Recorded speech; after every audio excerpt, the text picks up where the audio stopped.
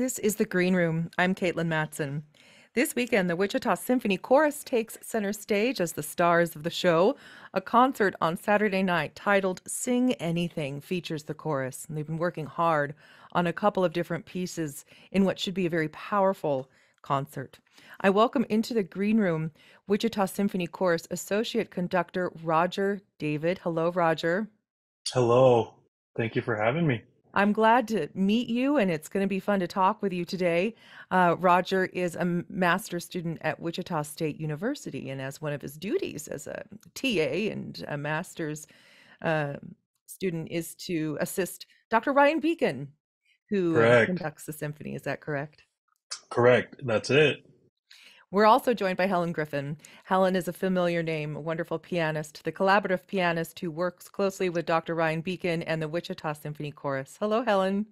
Hello. Thank you for having us. This is going to be a real powerful concert. Before we dive into what's on it, I would quickly like to go over some details. It is Saturday at 7:30, Mary Jane Teal Theater at Century 2 Concert Hall. For tickets, you can go to the Wichita Symphony website, wichitasymphony.org. It will direct you to where you need to go to buy tickets, or you can go to the Century 2 box office and buy them there. All right, so let's get started with the title of this concert is Sing Anything.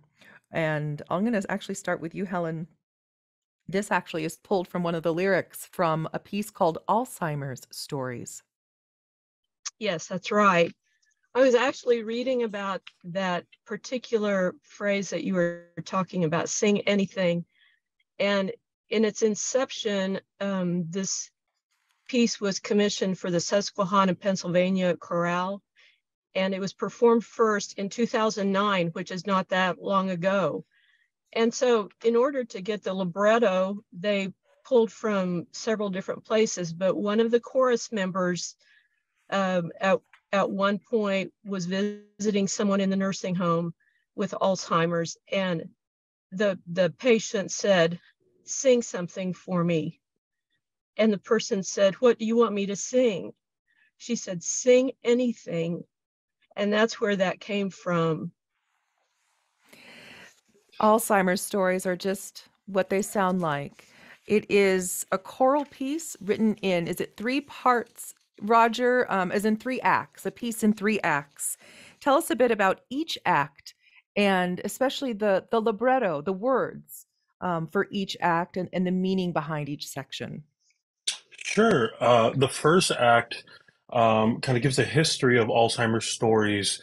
You hear case numbers and names of people involved with the early kind of um, um, identification of Alzheimer's. The second part are stories. We have 2 wonderful soloists, Brian Harris, who is a first year teacher in USD 259, and we also have another first year teacher, Emily Son, who is going to be our mezzo soloist, and they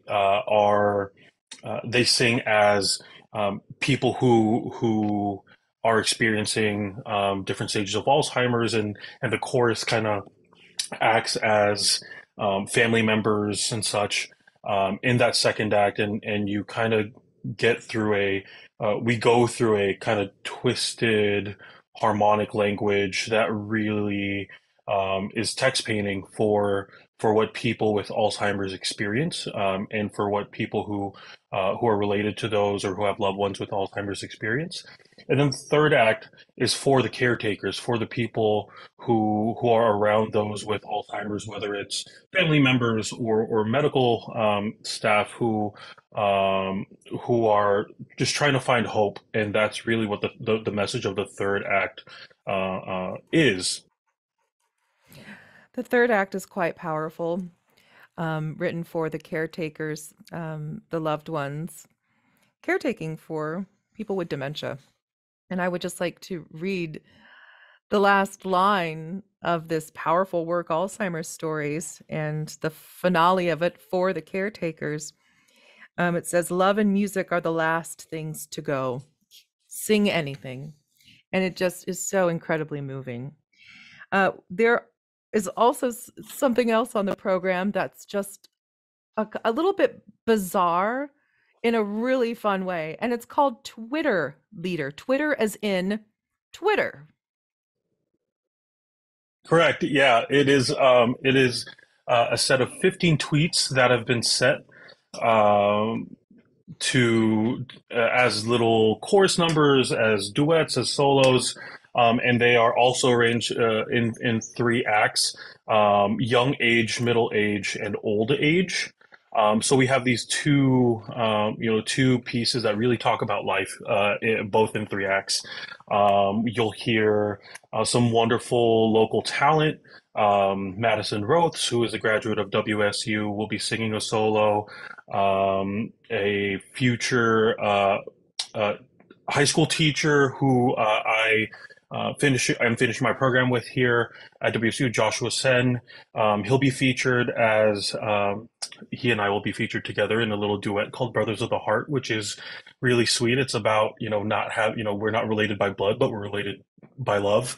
And each act ends with kind of a Greek chorus response to things that you might expect or words of encouragement in those three phases of life. We'll be back. We'll talk more with Helen Griffin, collaborative pianist with the Wichita Symphony, and Roger David, who is the Wichita Symphony Chorus Associate Conductor. I'm speaking with Helen Griffin, collaborative pianist with the Wichita Symphony Orchestra Chorus, and the associate conductor of the Wichita Symphony Chorus. Ryan Beacon, Dr. Ryan Beacon leads the chorus. He had a prior obligation that came up, and so he was unable to be here for this particular interview. So Roger and Helen stepped up, and it's so lovely to speak with them both. Helen has been working with choruses around the city and beyond for a long time. You are a name that anybody, I think, involved in music in central Kansas and the Wichita area knows. And you just told me that this is your first year on staff being the collaborative pianist for the choral department at Wichita State. Yes, it's been great. So I follow Dr. Beacon around to a lot of his different jobs around town, but there's nothing quite like the college choir and to generate energy and create community and great memories and music together. And you have been working with the Wichita Symphony Chorus for a while now. This, for me, in recent memory, I'm thinking back 5 or 6 years. I cannot recall a concert where the symphony chorus is taking the stage as the stars of the show. This is a concert developed for the chorus, and there is a chamber ensemble of symphony musicians accompanying them. That's right. That right? Yeah. That's right. Mm-hmm. Yeah, so that really is featuring the vocalists this time. It is. It is. And of course, when you're undergirded by the best musicians in the area, that helps a lot. And the instrumentalists are really excited about performing the Alzheimer's stories, and particularly and the Twitter leader with the chorus. The chorus is not an auditioned choir. The symphony chorus is not an auditioned choir. So it's a community chorus, and the community members are invited to be part of this chorus. Of course, if you have some church choir singing experience or just that type of experience in your past, you're more likely to enjoy it and become more successful at it. Some of the literature does tend to get a little bit difficult at times, but we work it really hard so that everybody has a good chance to learn their parts and be able to be part of such a great experience. Roger, what has it been like for you to work with a symphony chorus? I mean, now you have experience now at academia, leading the choirs there at the university as a master's student. What is it like working with the community? It is, in serving in this capacity has been really fun. Just between the logistical and administrative side of things. I have some experience of doing that kind of stuff as a public school teacher, teaching middle school choir, but doing it for a community chorus is different. We're working with Century 2 more. with other staff members in the symphony office. So it's been a lot of fun just kind of getting to know a community that I didn't grow up in. Getting to know who's been in the chorus for a long time, who's new to the Yes. chorus. And specifically, this concert has just been really moving for me um, because of the content that we're singing about, because Yeah. of how powerful it really is for a lot of people in the Yes. symphony, in the Yeah. symphony chorus. Sorry. Of course. Of course. And I think that once you've lived long enough, it's impossible for your life to have been touched by somebody suffering from dementia. Right. And you have a community choir, a vast majority of whom I imagine are retirees, Hmm. retired music educators, retired professional musicians, even Mhm. church musicians. Um, it's a beautiful subject to pay honor to, especially since so much of it is composed and written for those who love people suffering from dementia, the caretakers. Hmm. Yeah, I I was lucky enough to have one person from the chorus at the end of a rehearsal who I was sitting next to lean over to me and share that she had lost her husband to Alzheimer's, to dementia. And when we as people who are involved at the university level, we rarely get to work with people who are of maybe a retiree age, who for something like Alzheimer's, um, it's not a reality for most of us. Maybe we've experienced it with family members to an extent, but to see a choir full of people who this means, this stuff means a lot to them. I feel really honored to be a part of um, helping some people share this bit of their story. Helen, do you have something to add?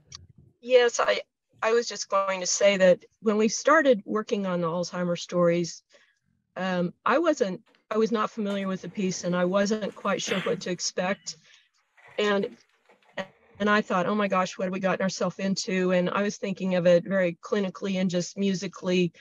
Oh gosh, how are we going to do this and that? And then I was walking out, and it was kind of like what Roger said. I met up with a young guy that. Oh, Helen, I think we cut you. Helen cut out for just a moment. We'll see if she comes back. Mm. While we're waiting for Helen to get back her signal, um, I'll talk about the details. This Saturday evening, Sing Anything featuring the Wichita Symphony Chorus and an orchestral ensemble of symphony musicians. It's at 7:30 at the Mary Jane Teal Theater. Ticket prices are flat $40, general admission. You can get your tickets in advance. Head over to wichitasymphony.org. Um, and seating is limited. Mary Jane Teal Theater, smaller than Century 2 Concert Hall, of course. If you would like to come an hour in advance, there is a concert talk. Hmm. I'm leading the talk. Dr. Ryan Beacon, conductor of the concert, will be joining me. And this is very special. We also have a special guest, a volunteer from the Alzheimer's Association, who also happens to be a caretaker herself. Kelly Blades joins us to speak about the music and the power behind it. Yeah, I would also like to add, if I may, that there is a student price for anybody who might qualify. That includes anyone K-12 or at the university level for $10. So we want to make sure that this is accessible to families and students, anybody who could identify as a student. Roger and Helen, thank you so much for joining me, and have a wonderful concert this Saturday. Thank you.